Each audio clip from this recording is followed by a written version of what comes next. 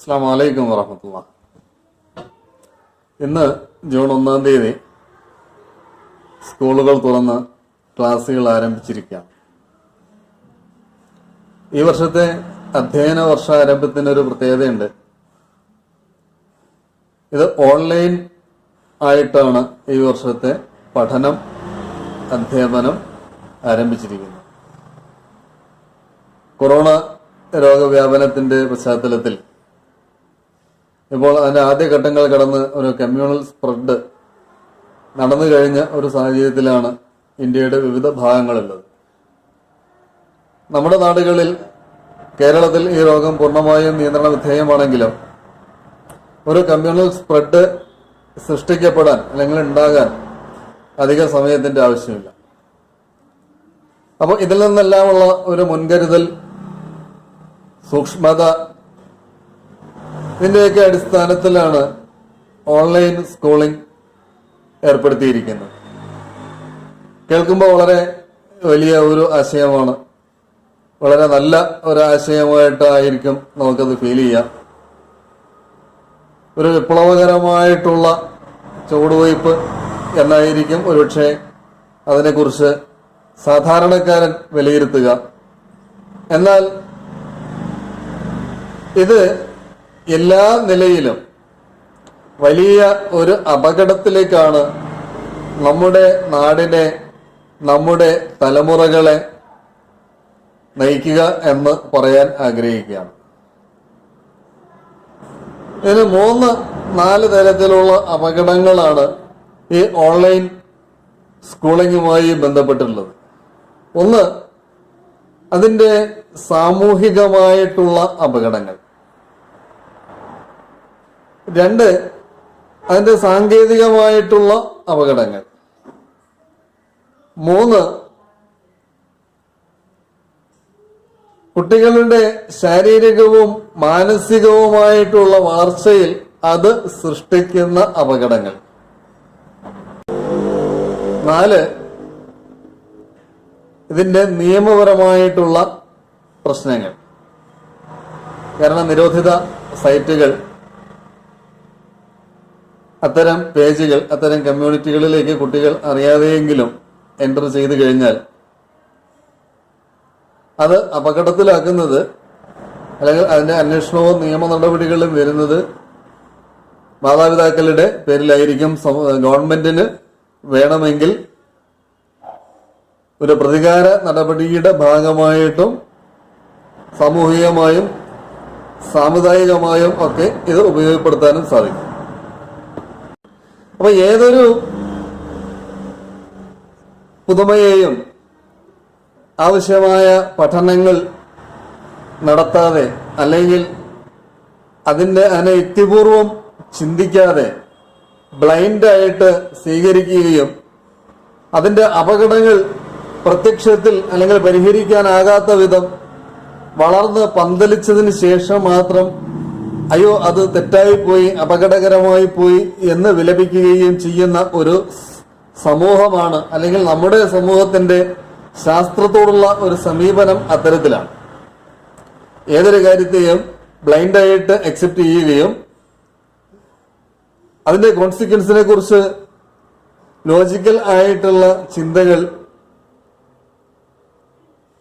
അങ്ങനെ ചിന്തിക്കുന്നവരെ പോലും ശാസ്ത്രവിരുദ്ധൻ അല്ലെങ്കിൽ പുരോഗമന വിരുദ്ധൻ എന്ന് മുദ്രകുത്തുന്ന ഒരു സമൂഹമാണ് നമ്മുടേത്.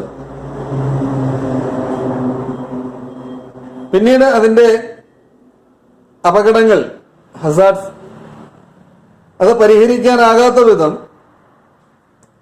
വികാസം പ്രാപിച്ചതിന് ശേഷമാണ് നമ്മൾ അതിനെക്കുറിച്ച് അയ്യോ അത് വേണ്ടായിരുന്നു, അത് തെറ്റായിപ്പോയി എന്നുള്ള ഒരു ഫൈൻഡിങ്സിലേക്ക് നമ്മൾ എത്താം.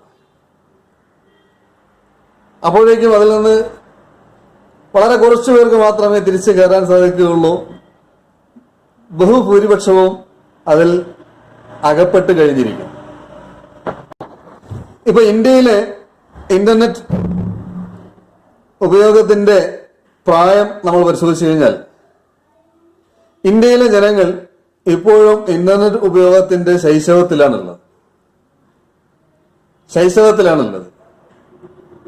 ഇന്ത്യയിൽ വർഷങ്ങളായിട്ട് ഇന്റർനെറ്റ് ഉണ്ട്. 2G ഉള്ളപ്പോഴേ ഇന്റർനെറ്റ് ഉണ്ട്, 3G ഉണ്ടപ്പോൾ കൂടുതൽ സ്പീഡ് വന്നു. എന്നാൽ ഇന്ത്യയിലെ ജനങ്ങൾ പൊതുവായി ഇന്റർനെറ്റ് ഉപയോഗിക്കാനും സ്മാർട്ട് ഫോൺ ഉപയോഗിക്കാനും തുടങ്ങിയത് ജിയോയുടെ 4G രംഗപ്രവേശനത്തിന് ശേഷമാണ്. അപ്പൊ ഈ 4G കടന്നു വന്നിട്ട് ഏകദേശം 2-3 വർഷങ്ങൾ മാത്രമാണ് ഉള്ളത്. ഇന്നലെ റിലയൻസ് 5G സ്റ്റാർട്ട് ചെയ്യുകയോ അനൗൺസ് ചെയ്യുകയോ ചെയ്തിട്ടുണ്ട്. അപ്പൊ 4G 2-3 വർഷമാണ് ആയിട്ടുള്ളത്. അപ്പൊ ഈ 4Gയുടെ ഉപയോഗത്തിന്റെ പ്രായം, അതാണ് ഇന്ത്യയിലെ ഇന്റർനെറ്റ് യുഗത്തിന്റെ ശൈശവമായിട്ട് നമ്മൾ കണക്കാക്കേണ്ടത്. അവിടെ നിന്ന് സാമൂഹിക മാധ്യമങ്ങളിലൂടെ മൊബൈൽ, സ്മാർട്ട് ഫോൺ, ഇന്റർനെറ്റ് ഉപയോഗത്തിന്റെ ഒരു പക്വതയിലേക്ക്, മെച്യൂരിറ്റിയിലേക്ക് നമ്മുടെ സമൂഹം ഇനിയും എത്തിയിട്ടില്ല.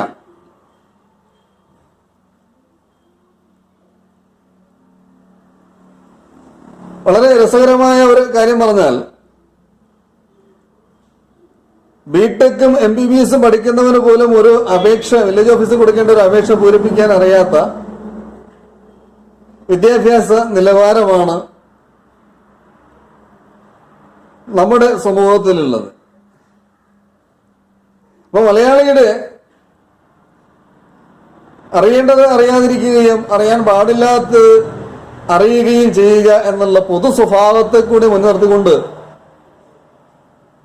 ഇന്റർനെറ്റ് രംഗത്ത് നമ്മുടെ, അല്ലെങ്കിൽ ഇന്ത്യക്കാരുടെ ഈ ഒരു പൊതു സ്വഭാവത്തെ മുൻനിർത്തിക്കൊണ്ട് ഇന്റർനെറ്റ് രംഗത്ത് നമ്മുടെ ഈ ശൈശവ ദശ ഓൺലൈൻ സ്കൂളിംഗ് എന്ന് പറയുന്ന ഒരു ഭാഗത്തേക്ക് കടക്കുമ്പോൾ അതുകൊണ്ടുണ്ടാകുന്ന അപകടങ്ങൾ, അതുകൊണ്ടുണ്ടാകുന്ന ബുദ്ധിമുട്ടുകൾ എത്ര ഭീകരമായിരിക്കും, എത്ര വലുതായിരിക്കും എന്നുള്ളത് നമ്മൾ ചിന്തിക്കേണ്ടതാണ്. ഇതിന്റെ സാമൂഹിക, ഞാൻ പറഞ്ഞു, 4 തരത്തിലുള്ള ബുദ്ധിമുട്ടുകളാണ്, പ്രതിസന്ധികളാണ് ഓൺലൈൻ സ്കൂളിംഗിൽ ഉള്ളത് എന്ന് ഞാൻ പറഞ്ഞു. എന്നാൽ അതല്ലാതെ മറ്റ് പരിഹാരങ്ങളുണ്ടോ? തീർച്ചയായും ഉണ്ട്. ഓൺലൈൻ സ്കൂളിംഗ് അല്ലാതെ തന്നെ ഉള്ള പരിഹാരങ്ങൾ നമ്മുടെ നാട്ടിൽ തന്നെ ഉണ്ട്. നമ്മൾ അതിനെ സ്വീകരിക്കാൻ, അല്ലെങ്കിൽ നമ്മൾ അതിനെ തിരിച്ചുപിടിക്കാൻ കൂടി നമ്മൾ തയ്യാറായാൽ മതി. അപ്പൊ ഇതിന്റെ സാമൂഹികമായിട്ടുള്ള ബുദ്ധിമുട്ടുകൾ എന്തൊക്കെയാണെന്ന് ഞാനൊന്ന് പറയാം. ഒന്ന്, സ്മാർട്ട് ഫോൺ ഇല്ലാതിരിക്കുക എന്ന് പറയുന്നത് വലിയൊരു ബുദ്ധിമുട്ടാണ്.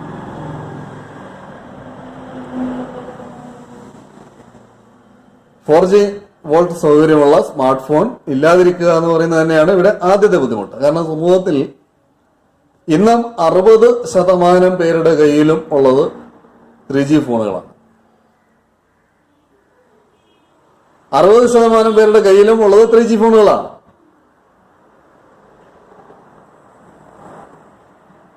പത്ത് ശതമാനം ആളുകൾ ഇപ്പോഴും ഉപയോഗിക്കുന്നത് 2G ഫോണുകളാണ്. ബാക്കി 30% കയ്യിലാണ് സാങ്കേതിക മികവുള്ള 4G ഫോണുകൾ ഉള്ളത്, മൊബൈലുകളുണ്ട്.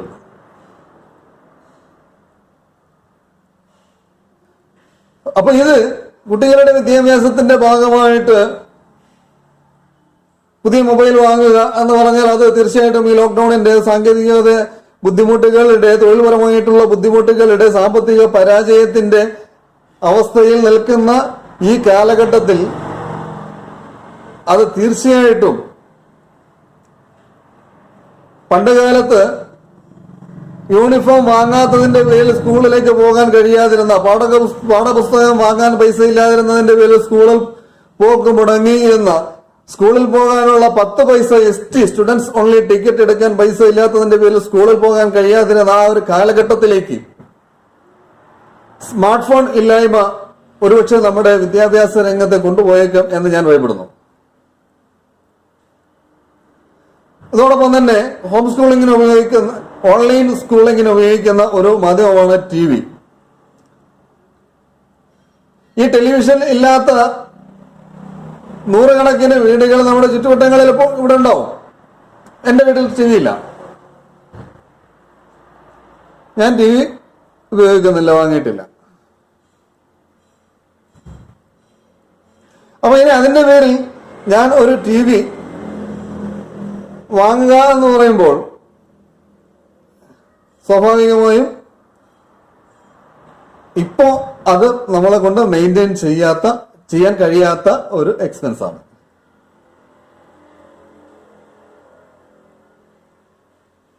ഇനി മൊബൈൽ ഒരു വീട്ടിൽ തന്നെ എത്ര ആളുകൾക്ക് സ്മാർട്ട് ഫോൺ ഉണ്ടാവും? ഇപ്പൊ ഭാര്യയും ഭർത്താവും അച്ഛനും അമ്മയും ഉണ്ടെങ്കിൽ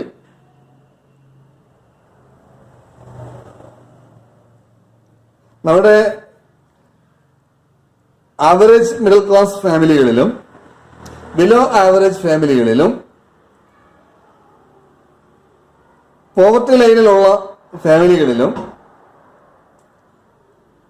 ഭാര്യയുടെയും ഭർത്താവിന്റെയും കയ്യിൽ പൊതുവായി സ്മാർട്ട് ഫോണുകൾ ഉണ്ടാകുമോ? ഇല്ല. ഇനി ഹസ്ബൻഡിന്റെ കയ്യിൽ സ്മാർട്ട് ഫോൺ ഉണ്ടെങ്കിൽ ആ സ്മാർട്ട് ഫോൺ കുട്ടികളുടെ പഠനത്തിന് വേണ്ടി അവൻ തൊഴിലിന് പോകുന്നു, അവന്റെ വരുമാന മാർഗങ്ങൾ ആ മൊബൈലിനെ ആശ്രയിച്ചാണെന്ന് മിക്കവാറും ഉള്ളത്. കാരണം തെങ്ങ് കയറ്റക്കാരന് തെങ്ങ് കയറാൻ വിളിക്കുന്നതും ഫോണിൽ കൂടിയാണ്. എഞ്ചിനീയർക്ക് അസൈൻമെന്റ് കൊടുക്കുന്നതും ഫോണിൽ കൂടിയാണ്. അപ്പൊ സമൂഹത്തിന്റെ ഏറ്റവും താഴെത്തട്ട് മുതൽ ഏറ്റവും ഉയർന്ന തലത്തിൽ വരെ പുരുഷന്മാർ വ്യാപരിക്കുമ്പോൾ കുട്ടികളുടെ വിദ്യാഭ്യാസ സ്കൂളിംഗ് സമയവുമായിട്ട് പുരുഷന്മാരുടെ സമയം ഒരിക്കലും യോജിച്ചു വരുന്നില്ല. ഇനി സ്ത്രീകളുടെ സമയമാണെന്നുണ്ടെങ്കിലും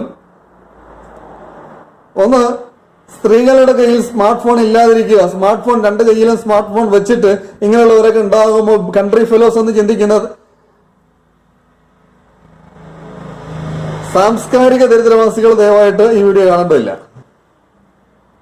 സമൂഹത്തിന്റെ പച്ചയായ യാഥാർത്ഥ്യങ്ങളെ തിരിച്ചറിയാൻ കഴിയാത്ത സ്പൂൺ ഫീഡഡ് ഫെലോസ് ദയവായി ഈ വീഡിയോ കാണേണ്ട ആവശ്യമില്ല.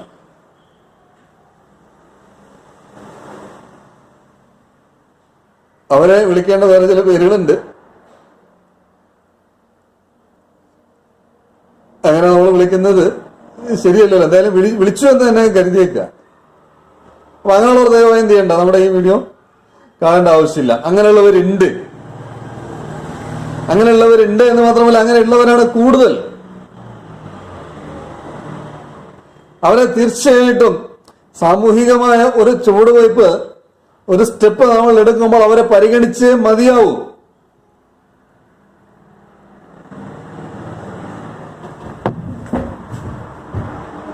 അവരെ പരിഗണിക്കാതെ നമുക്ക് എങ്ങനെ മുന്നോട്ട് പോകാൻ സാധിക്കും? തീർച്ചയായിട്ടും നമ്മൾ അവരെ പരിഗണിച്ചേ മതിയാവുള്ളൂ.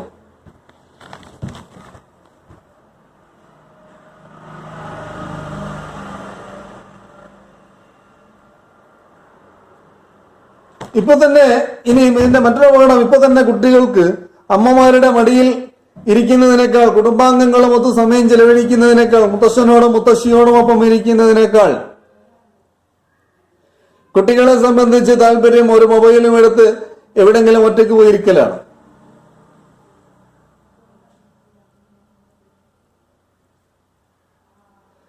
കുട്ടികളിൽ സാമൂഹിക ജീവിതത്തിലൂടെ, കുടുംബ ജീവിതത്തിലൂടെ ഉണ്ടാവേണ്ട ബൗദ്ധികമായിട്ടുള്ള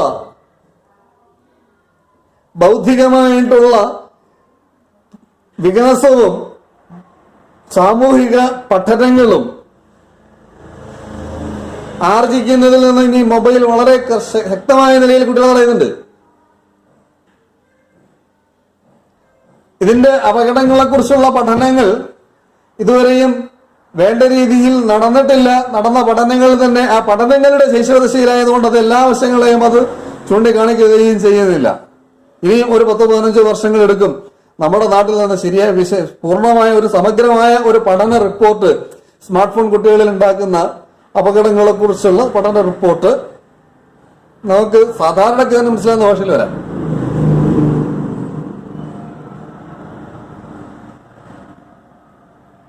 അപ്പോ ഇപ്പോ തന്നെ കുട്ടികളുടെ കയ്യിൽ നിന്ന് സ്മാർട്ട് ഫോൺ ഒന്ന് വാങ്ങി വെക്കാൻ മാതാപിതാക്കൾ പെടുന്ന പാട്, ബുദ്ധിമുട്ട്, യുദ്ധം നമ്മുടെ പല വീടുകളിലും നടന്നുകൊണ്ടിരിക്കുന്ന ഒരു സംഭവമാണ്. അപ്പൊ അവർക്ക് ഒരു ലൈസൻസിങ് ആണ് ഈ ഓൺലൈൻ വിദ്യാഭ്യാസം എന്ന് പറയുന്നത്. കുട്ടികളിൽ ഇതുണ്ടാക്കുന്ന ഫിസിക്കൽ ആൻഡ് ബിഹേവിയർ ഡിസപ്പോയിന്റ്മെന്റ്സ്, അതിനെക്കുറിച്ച് പറയുമ്പോൾ അതിന്റെ അപകടങ്ങളെ കുറിച്ച് ഒരു പക്ഷേ നിങ്ങൾക്ക് കൂടുതൽ മനസ്സിലാവും.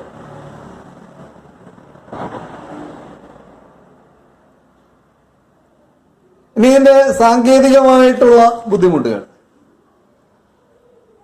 ഒന്ന്, ഏറ്റവും പ്രധാനമായിട്ട് നമ്മുടെ കറണ്ട് തന്നെയാണ്.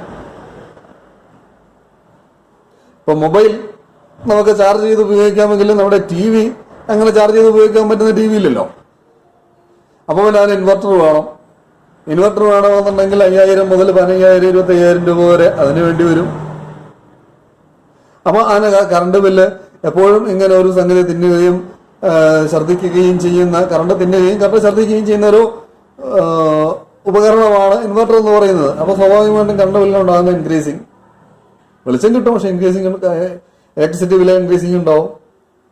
ഇപ്പൊ തന്നെ കറണ്ട് ബില്ല് 3 ഇരട്ടിയാണ് വരുന്നത് ലോക്ക്ഡൌൺ കാലത്ത് എന്ന് പറഞ്ഞിട്ടുള്ള കംപ്ലൈൻസ് ധാരാളമായിട്ട് സോഷ്യൽ മീഡിയയിൽ നമ്മൾ കാണുന്നുണ്ട്.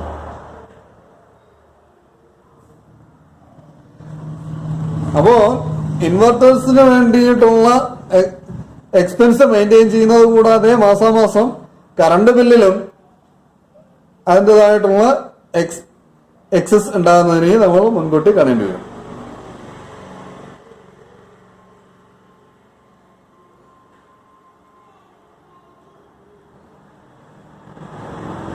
ഇതിന്റെ സാങ്കേതികമായിട്ടുള്ള മറ്റു ബുദ്ധിമുട്ടെന്ന് പറഞ്ഞാല് കേരളത്തിന്റെ റിമോട്ട് ഏരിയകളിൽ ഇപ്പോഴും 4G വേണ്ട രീതിയിൽ ലഭ്യമല്ല എന്നുള്ളതാണ്. ഏറ്റവും കൂടുതൽ നെറ്റ്വർക്ക് കവറേജുള്ള BSNL പോലും, BSNL 3G 4Gയിലേക്ക് അവർ ഇതുവരെയും അപ്ഡേറ്റ് ആയിട്ടില്ല.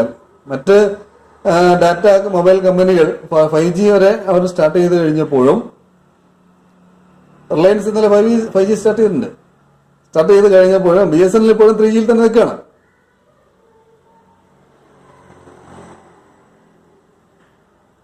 BSNL ഇപ്പോഴും 3Gയിൽ തന്നെ നിന്നു പോകാൻ കാരണം നമ്മുടെ കേന്ദ്ര സർക്കാരിന്റെ വികലമായ നയങ്ങളുമാണ്.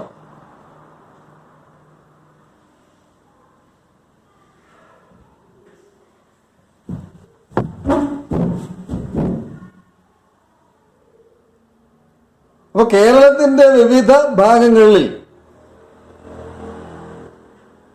റിമോട്ട് ഏരിയകളിലും ഡീപ്പ് റിമോട്ട് ഏരിയകളിലും ഇനി സിറ്റികളിൽ തന്നെ പട്ടണങ്ങളിൽ തന്നെ പല ഭാഗങ്ങളിലും മൊബൈൽ നെറ്റ്വർക്ക് സ്ലോ ആണ്. മാത്രമല്ല നമ്മുടെ മൊബൈൽ കമ്പനികൾ അവരുടെ നെറ്റ്വർക്ക് കപ്പാസിറ്റി നിലവിലെ ഉപയോഗത്തിന്റെ ആനുപാതികമായിട്ടാണ് അവർ സെറ്റ് ചെയ്തിരിക്കുന്നത്. അപ്പോൾ അത് കൂടുതൽ കണക്റ്റഡ് ലോഡ് കൂടുതൽ ഉപയോഗിക്കാൻ തക്ക കഴിയുന്ന നിലയിൽ അത് അപ്ഗ്രേഡ് ചെയ്യണമെങ്കിലും അതിനാവശ്യമായിട്ടുള്ള സമയം ഉണ്ടാവണം. അപ്പോൾ മൊബൈൽ കവറേജ് രംഗത്ത് ഒരു സമൂലമായിട്ടുള്ള ഒരു പരിവർത്തനം അത് ഉറപ്പുവരുത്താതെയാണ് നമ്മളിപ്പോൾ ഈ ഓൺലൈൻ സ്കൂളിംഗിലേക്ക് കടന്നിരിക്കുന്നത് എന്ന് പറയുമ്പോൾ വലിയ ഒരു വിഭാഗം കുട്ടികളിൽ, അതും ഏറ്റവും പാവപ്പെട്ടവരും ഏറ്റവും സാധാരണക്കാരും സമൂഹത്തിന്റെ ഏറ്റവും അടിത്തട്ടിൽ ജീവിക്കുന്നവരുമായിട്ടുള്ള കുട്ടികൾക്ക് വിദ്യാഭ്യാസം നിഷേധിക്കുന്നതിന് തുല്യമായിരിക്കും ഒരുപക്ഷെ ഈ ഓൺലൈൻ സ്കൂളിംഗ് കൊണ്ടുണ്ടാകുന്ന ഒരു ഫലം. ഇനി ഇതിന്റെ മറ്റൊരു അപകടമാണ് മാതാപിതാക്കളുടെ ഇന്റർനെറ്റ് ഹിസ്റ്ററി മക്കൾ കാണാനിടയാവുന്ന ഒരു സാഹചര്യം. അതിനെക്കുറിച്ചൊന്ന് ഇമാജിൻ ചെയ്ത് നോക്കിയേ. അമ്മയുടെ, അച്ഛന്റെ, കുട്ടികൾക്ക് വേണ്ടി അതിനു വേണ്ടി ഒരു സ്മാർട്ട് ഫോൺ നമ്മൾ വാങ്ങിക്കൊടുക്കാമെന്ന് വിചാരിച്ചു കഴിഞ്ഞാൽ അത് ഒരു അസാധ്യമായിട്ടുള്ള കാര്യമാണ് 80% കുടുംബങ്ങളിലും എന്നുള്ളത് ഞാൻ നേരത്തെ പറഞ്ഞു കഴിഞ്ഞു. ഇനി അതിനുവേണ്ടി തങ്ങളുടെ സ്വകാര്യതയും മറ്റുമൊക്കെ സംരക്ഷിക്കാൻ വേണ്ടി അത്തരം ഒരു സാഹസത്തിന് മാതാപിതാക്കൾ തയ്യാറായാൽ പോലും അത് അവരുടെ ഭക്ഷണ മറ്റ് അത്യാവശ്യ ചെലവുകളെ വെട്ടിക്കുറച്ചുകൊണ്ടായിരിക്കും അതിനുവേണ്ടി ഇറങ്ങുക. അപ്പൊ ഒന്ന് ചിന്തിച്ചു നോക്കൂ, മാതാപിതാക്കളുടെ ഇന്റർനെറ്റ് ഹിസ്റ്ററി മക്കൾ എടുത്ത് കാണുന്നത്, ആ ഹിസ്റ്ററി വഴി അവരൊന്ന് യാത്ര ചെയ്യുന്നത്, അവരത് റീ ഓപ്പൺ ചെയ്ത് നോക്കുന്നത്, ആ സൈറ്റുകളിലേക്കും ആ അവസ്ഥകളിലേക്കുമൊക്കെ അവരെ എത്തിച്ചേരുന്ന ആ ഒരു അവസ്ഥ ഒന്ന് ചിന്തിച്ചു നോക്കൂ. അത് മലക്കുകളെ കുറിച്ചല്ല, സാധാരണക്കാരെ കുറിച്ചായി പറയുന്നത്.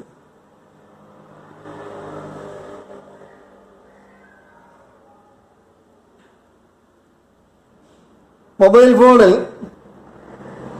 ഇന്റർനെറ്റ് ഹിസ്റ്ററി സാധാരണ നിലയിൽ തന്നെ ക്ലിയർ ചെയ്യാൻ അറിയുന്ന എത്ര പേര് ഈ മൊബൈൽ ഉപയോഗിക്കുന്നവർ, സ്മാർട്ട് ഫോൺ ഉപയോഗിക്കുന്നവരിലുണ്ട്?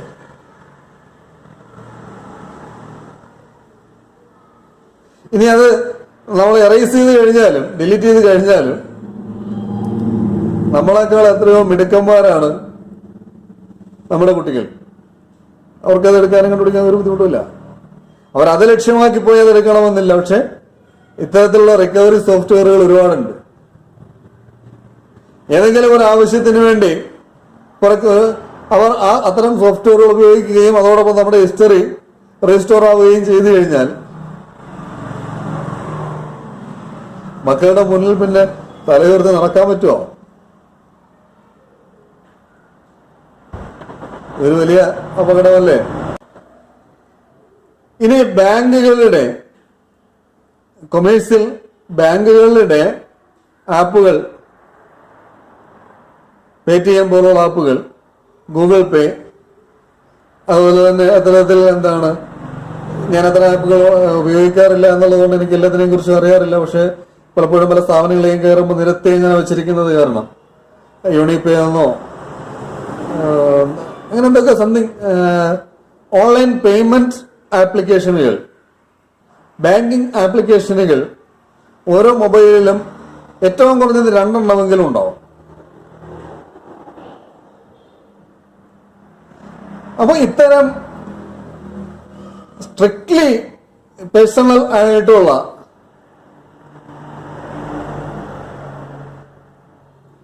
വളരെ കെയർ ചെയ്ത് മാത്രം, സൂക്ഷിച്ച് മാത്രം ഉപയോഗിക്കേണ്ട ബാങ്കിങ് ആപ്ലിക്കേഷനുകൾ സ്മാർട്ട് ഫോണിൽ ഉണ്ടായിരിക്കെ ആ സ്മാർട്ട് ഫോണുകൾ മക്കളുടെ കൈകളിലേക്ക് നമ്മൾ കൊടുക്കുമ്പോൾ എവിടെ മുതലാണ് കൊടുക്കേണ്ടത്?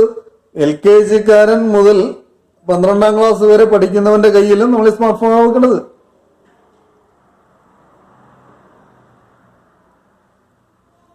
നമ്മുടെ 10ാം ക്ലാസ്സിലും 12ാം ക്ലാസ്സിലും പഠിക്കുന്ന വിദ്യാർത്ഥികൾക്ക് പോലും ഒരു മൊബൈൽ ഇന്റർനെറ്റ് മെച്യൂരിറ്റി ഉണ്ടായിട്ടില്ല. അപ്പൊ പിന്നെ നമ്മൾ ഈ ചെറിയ കുഞ്ഞുങ്ങൾ, ഈ ചെറിയ കുട്ടികളെ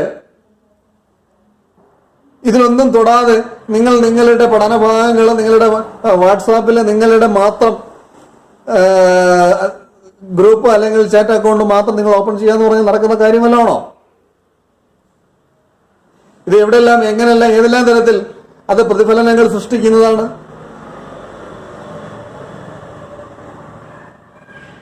പലപ്പോഴും കുട്ടികളുടെ കയ്യിൽ നിന്ന് അറിയാതെ ഒരു സ്മൈലിയോ അബദ്ധത്തിൽ എന്തെങ്കിലും ഒരു മെസ്സേജോ, ഇപ്പൊ കഴിഞ്ഞ ആഴ്ച പാരീസിൽ നിന്ന് മറ്റു വായിച്ച ഒരു വാർത്തയാണ്. കുട്ടി ഓൺലൈൻ ക്ലാസ്സിൽ പങ്കെടുത്തുകൊണ്ടിരിക്കുമ്പോൾ ഹാളിലാണ് അല്ലെങ്കിൽ സ്റ്റഡി റൂമിലാണ് കുട്ടിക്ക് ലാപ്പ് കൊടുത്തിരുന്നത്. പക്ഷെ ആ ലാപ്പ് കൊടുത്ത് കുട്ടി ബെഡ്റൂമിൽ വന്നു. അമ്മ തന്റെ സ്വകാര്യ ബെഡ്റൂമിൽ കുളിച്ചിട്ട് പുറത്തേക്ക് ഇറങ്ങുന്നു. സ്വാഭാവികമായിട്ട് ന്യൂഡൻ നേക്കഡായിട്ട് അവർ പുറത്തേക്ക് വരുന്നു. ഇത് ഓൺലൈൻ ക്ലാസ്സിൽ ആ ലാപ്പുമായിട്ട് ബെഡ്റൂമിൽ വന്നിരുന്ന് ഓൺലൈൻ ക്ലാസ്സിൽ പങ്കെടുത്തുകൊണ്ടിരുന്ന മകന്റെ വെബ് ക്യാമിലൂടെ ആ ക്ലാസ്സിൽ പങ്കെടുക്കുന്ന ബാക്കി മുഴുവൻ പേര് കണ്ടുകൊണ്ടിരിക്കുകയാണ്.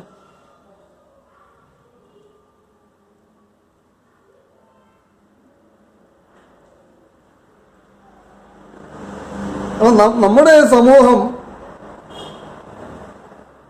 ഒരു നിലയിലും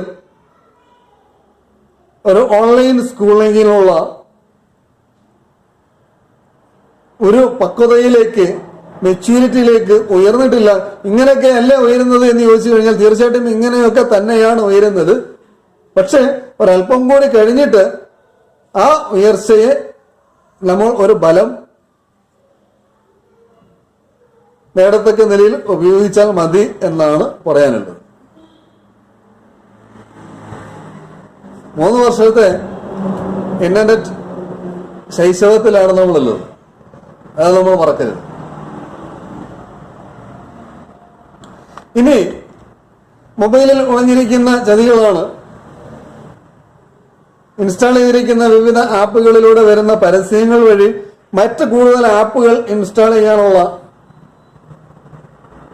റെക്കമെൻഡേഷൻസ് പരസ്യങ്ങളായി വരുന്നത്. പ്ലേ സ്റ്റോർ വഴി വിവിധ തരം ആപ്പുകൾ ഡൗൺലോഡ് ചെയ്യുക എന്ന് പറയുന്നത് അറിഞ്ഞും അറിയാതെയും ഒരു ക്ലിക്കിൽ ഇതൊക്കെ സംഭവിക്കാം. മാൽവെയർ ആപ്പുകൾ, സ്പൈ ആപ്പുകൾ ഇത്തരത്തിൽ മൊബൈലുകളിലേക്ക് കടന്നു വരാം. ഇനി ഓൺലൈൻ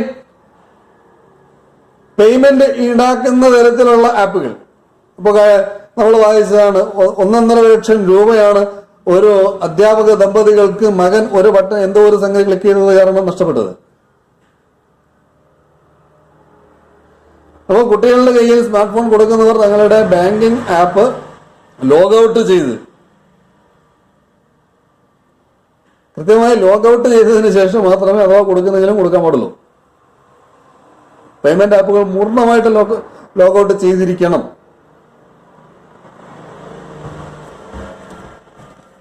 ഇതൊരു ചെറിയ അപകടമാണോ? ഇതൊരു ചെറിയ അപകടമാണോ? എനിക്ക് തോന്നുന്നില്ല ഇതൊരു ചെറിയ അപകടമാണെന്ന്.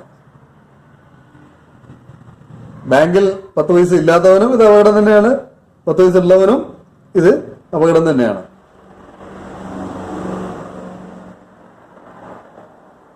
അപ്പൊ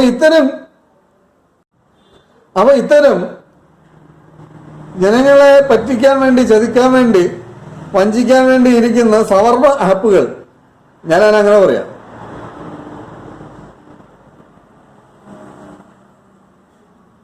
ഇത്തരം സവർണ ആപ്പുകൾ കുട്ടികളുടെ കൈകളിലൂടെ മൊബൈൽ ഫോണ് നശിപ്പിക്കാൻ തന്നെ സാധ്യതയുണ്ട്. ഇപ്പോഴും നമ്മുടെ സമൂഹത്തിൽ കൂടുതൽ പേര് ഉപയോഗിക്കുന്നത് 3G റാമും 4G റാമും ഒക്കെ ഉള്ള മൊബൈലാണ്. 6G റാമുള്ള മൊബൈലുകൾ ഉപയോഗിക്കുന്നതിന് വളരെ കുറവാണ്. 6G റാമിൽ നിന്നും 8GB റാമും 10GB 12GB ഒക്കെ വളരെ അപൂർവമായിട്ട് മാത്രമാണ് നമ്മുടെ സമൂഹത്തിൽ ഹൈ ലെവൽ അല്ലെങ്കിൽ ഉയർന്ന നിലവാരമുള്ള സ്മാർട്ട് ഫോണുകൾ ഉപയോഗിക്കുന്നവരുടെ കയ്യിൽ തന്നെ 6GB റാമിന് മുകളിലുള്ള മൊബൈൽ ഫോണുകൾ കാണപ്പെടുക എന്ന് പറയുന്നത് അപൂർവമായിട്ടുള്ളൊരു കാഴ്ചയാണ്. അപ്പൊ അത്തരം ഒരു സാഹചര്യത്തിൽ ഇത്തരം ഒരു പ്രതിസന്ധി കൂടെ ഉണ്ടായിരിക്കുകയും അത് പരിഹരിക്കാൻ സാധിക്കാത്ത നിലയിൽ മൊബൈലിന്റെ അല്ലെങ്കിൽ ഇന്റർനെറ്റിന്റെ സാങ്കേതിക വശങ്ങളെ കുറിച്ച് ധാരണയില്ലാത്ത കുട്ടികളും മാതാപിതാക്കളും കൂടി ആകുമ്പോൾ തീർച്ചയായിട്ടും തുടക്കത്തിൽ തന്നെ ഇത് പൊളിഞ്ഞു പോകുന്ന നിലയിലുള്ള, ഒരിക്കലും പ്രായോഗികമല്ലാത്ത നിലയിലുള്ള 2 കാരണങ്ങളുണ്ട്. ഒന്ന്, ഇതിന്റെ സാങ്കേതികമായ വശങ്ങൾ അറിവില്ലാത്തത് കൊണ്ട് പൊളിഞ്ഞു പോകുന്ന ഒരു കാര്യം. അപ്പൊ 2 രൂപത്തിൽ മറ്റു കാര്യം കൂടി ഞാൻ പറയാം. പൊളിഞ്ഞു പോകത്തക്ക നിലയിലുള്ള സംഭവമാണ് ഓൺലൈൻ സ്കൂളിംഗ് എന്ന് പറയുന്നത്.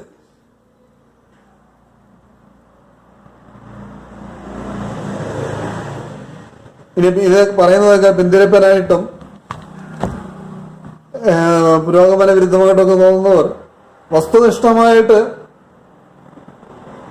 കാര്യങ്ങൾ സംസാരിച്ചാൽ, അല്ലെങ്കിൽ നിങ്ങളുടെ എതിരഭിപ്രായം വസ്തുതാപരമായിട്ട് നിങ്ങൾ രേഖപ്പെടുത്തിയാൽ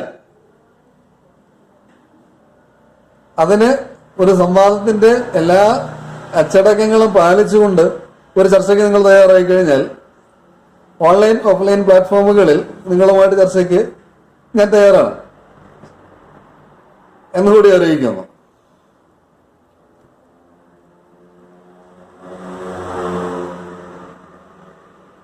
അപ്പൊ കറണ്ട് വലിയൊരു ബുദ്ധിമുട്ടാണ്, മൊബൈൽ റേഞ്ച് വലിയ ബുദ്ധിമുട്ടാണ്. മാതാപിതാക്കളുടെ സ്മാർട്ട് ഫോൺ ഉപയോഗിക്കുന്നതിലുള്ള സാങ്കേതികമായ പരിചയക്കുറവ് അതൊരു മറ്റൊരു ബുദ്ധിമുട്ടാണ്. പിന്നെ ഇത്തരം ആപ്ലിക്കേഷനുകൾ വലിയ ബുദ്ധിമുട്ടാണ്. ബാങ്കിങ് ആപ്ലിക്കേഷനുകൾ ഇൻസ്റ്റാൾ ചെയ്യപ്പെട്ടിരിക്കുന്നത് വലിയൊരു ബുദ്ധിമുട്ടാണ്.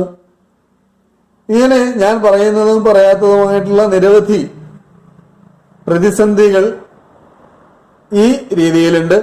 ഇത് വീണ്ടും വലിയൊരു വിഭാഗം കുട്ടികളെ ഈ സ്കൂളിങ്ങിന് പുറത്തേക്ക് നയിക്കുക.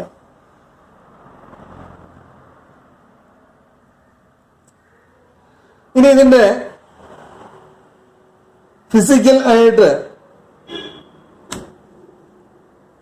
മൊബൈലിന്റെ ഇന്റർനെറ്റിന്റെ ഉപയോഗം കാരണമായുണ്ടാകുന്ന ഫിസിക്കൽ ഡിസീസസ്, രോഗങ്ങൾ, കണ്ണിലെ ക്യാൻസർ, കുട്ടികളിലെ അച്ചടക്കമില്ലായ്മ, അവരുടെ സ്വഭാവ രൂപീകരണത്തിൽ ഉണ്ടാകുന്ന പ്രശ്നങ്ങൾ, അവരുടെ തലച്ചോറ് വികാസം പ്രാപിക്കുന്ന സമയത്ത് അവരുടെ തലച്ചോറിലേക്ക് എത്തുന്ന ഹെവി ലോഡഡ് സിഗ്നലുകൾ അവരുടെ തലച്ചോറിന്റെ മെമ്മറൻസ് കേന്ദ്രങ്ങളെ, സിഗ്നൽ കേന്ദ്രങ്ങളെ, തലച്ചോറിന്റെ വിവിധ ഭാഗങ്ങളെ ഏതെല്ലാം നിലയിൽ അത് അപകടപ്പെടുത്തും എന്നതിനെ കുറിച്ചെല്ലാം അടുത്ത ഒരു വീഡിയോയിൽ നിങ്ങളുമായിട്ട് സംവദിക്കാം. അപ്പൊ ഇനി എന്താണ് ഇതിന്റെ പരിഹാരം എന്നുകൂടി പറഞ്ഞുകൊണ്ട് നിർത്താം. ഓൺലൈൻ സ്കൂളിംഗ് അല്ല, കമ്മ്യൂണിറ്റി സ്കൂളിംഗ് ആണ്. കമ്മ്യൂണിറ്റി സ്കൂളിംഗ് ആണ് നിലവിലുള്ള പ്രതിസന്ധികളെ നേരിടാനുള്ള ഏറ്റവും എളുപ്പമായ മാർഗം. എന്താണ് കമ്മ്യൂണിറ്റി സ്കൂളിംഗ്? പണ്ട് കാലത്ത് നമ്മുടെ നാട്ടിലേക്ക് കടന്നിരുന്നു കുടിപ്പള്ളിക്കൂടം എന്ന് നമ്മൾ മലയാളത്തിൽ ചുരുക്കി നമ്മൾ പറഞ്ഞിരുന്നു.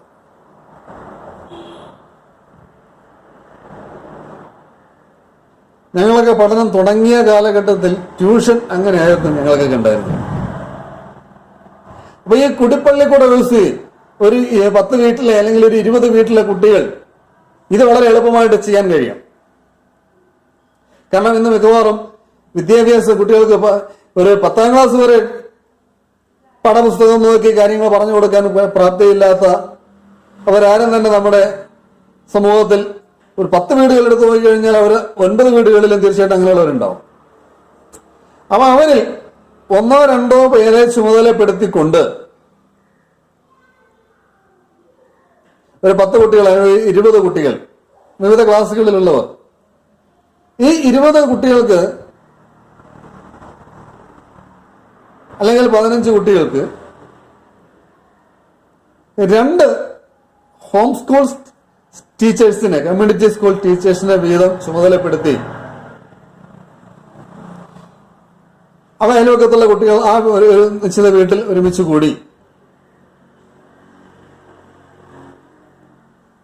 അവരെ അത്തരത്തിൽ വീടുകളിൽ നമ്മൾ ക്ലാസ് റൂമുകൾ തയ്യാറാക്കി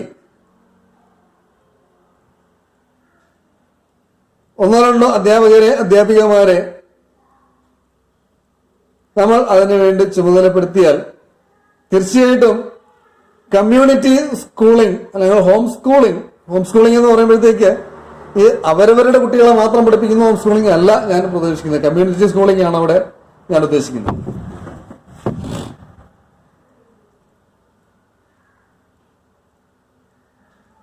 ഇത്തരത്തിലൊരു സംവിധാനം നമുക്ക് തയ്യാറാക്കാൻ കഴിഞ്ഞാൽ അത് വലിയൊരു വിജയമായിരിക്കും. മൊബൈൽ അഡിക്ഷൻ, മുൻപ് പറഞ്ഞതുപോലുള്ള സാങ്കേതികവും സാമൂഹികവുമായിട്ടുള്ള അപകടങ്ങൾ, അതുപോലെ തന്നെ അധ്യാപനം കൊണ്ടുണ്ടാകേണ്ട ഏറ്റവും വലിയ ഗുണം ആയിട്ടുള്ള സ്വഭാവ വീക്ഷണ ബോധമണ്ഡലങ്ങളുടെ രൂപീകരണം, ഇതെല്ലാം കൂടുതൽ മികച്ച നിലയിൽ കമ്മ്യൂണിറ്റി സ്കൂളിങ്ങിലൂടെ സാധ്യമാകും. എന്നാൽ ഓൺലൈൻ സ്കൂളിങ്ങിലൂടെ ഒന്നും ഉണ്ടാവില്ല. ജസ്റ്റ് സിലബസ് ടു സിലബസ് മാത്രമായിരിക്കും. ഇപ്പൊ തന്നെ നമ്മുടെ വിദ്യാഭ്യാസം മത്സരാധിഷ്ഠിത വിദ്യാഭ്യാസം, പരീക്ഷാ കേന്ദ്രീകൃത മത്സരാധിഷ്ഠിത വിദ്യാഭ്യാസമായി മാറിയതിന്റെ അപകടങ്ങൾ തിരിച്ചറിവില്ലാത്ത ഒരു തലമുറയെയാണ് ഈ കാലഘട്ടത്തിൽ വാർത്തെടുത്തുകൊണ്ടിരിക്കുന്നത്. അവർ തന്റെ സഹപാഠിക്കെതിരിൽ കത്തിയെടുക്കുന്നു, തന്റെ സഹോദരനെതിരിൽ കത്തിയെടുക്കുന്നു, തന്റെ സഹോദരിയ അത് പറയാൻ തന്നെ മോശമാണ്. സാമൂഹിക വിരുദ്ധരെ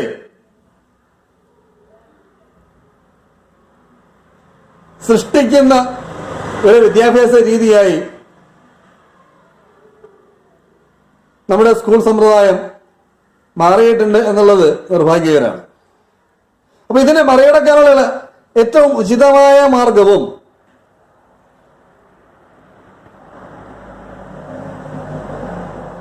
സ്വന്തം അമ്മയുടെ, ചേച്ചിയുടെ, അയൽവക്കത്തെ മാമിയുടെ, ചേച്ചിയുടെ, അമ്മമ്മയുടെ, റിട്ടയർഡ് ടീച്ചർമാരുടെ ഒക്കെ സേവനം ഇതിനുവേണ്ടി ഉപയോഗപ്പെടുത്താം. ശിക്ഷണത്തിൽ ഈ കുട്ടികൾ അവരുടെ ശ്രദ്ധയ്ക്കുള്ളിൽ വളർന്നു വരുന്നതാണ്.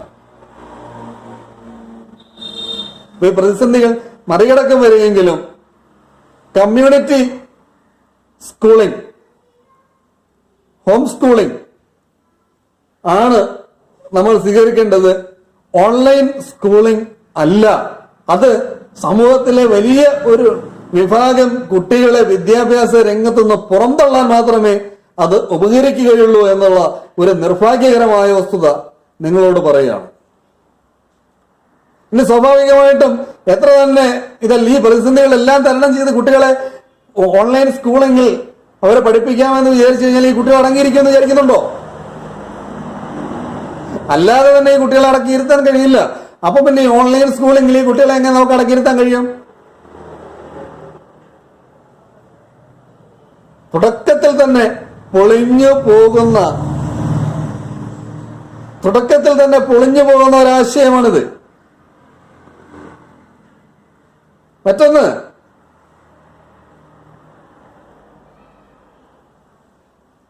ഹോം സ്കൂളിംഗ് ടൈം അതിനുവേണ്ടി സ്പെൻഡ് ചെയ്യുന്നവർക്കിടയിൽ പോലും 10% കൂടുതൽ റിസൾട്ട് ഉണ്ടാക്കാൻ ഈ ഓൺലൈൻ സ്കൂളിംഗിന് സാധിക്കില്ല. ഞാൻ 1ാം ക്ലാസ് മുതൽ 12ാം ക്ലാസ് വരെയുള്ള വിദ്യാർത്ഥികളെ ബേസ് ചെയ്തുകൊണ്ടാണ് ഞാൻ പറയുന്നത്.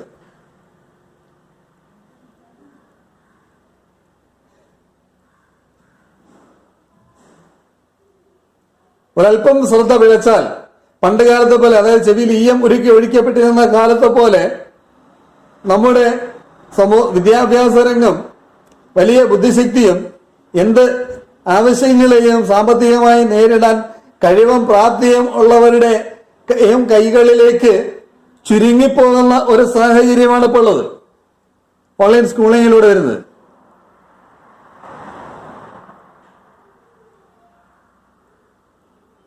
ഇത് എന്നെ സംബന്ധിച്ചിടത്തോളം ഞാൻ അപകടകരമാണ് എന്ന് തന്നെ കരുതുന്നു.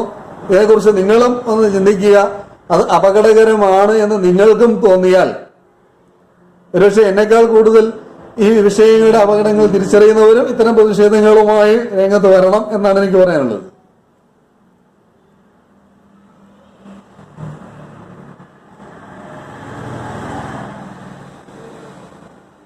ഇതിന്റെ കുട്ടികളിൽ ഉണ്ടാക്കുന്ന ഫിസിക്കൽ ആൻഡ് ബിഹേവിയർ ഡാമേജസിനെ കുറിച്ച് അടുത്ത വീഡിയോയിൽ പ്രതിപാദിക്കാം.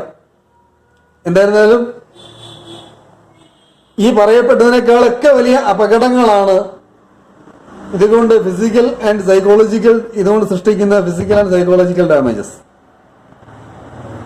പടച്ചോനത് പറയാൻ എനിക്ക് തൗഫീക്ക് തരട്ടെ. കേൾക്കാൻ താല്പര്യമുള്ളവർക്കും പടച്ചോൻ തൗഫീക്ക് നൽകട്ടെ. അസ്സലാമു അലൈക്കും.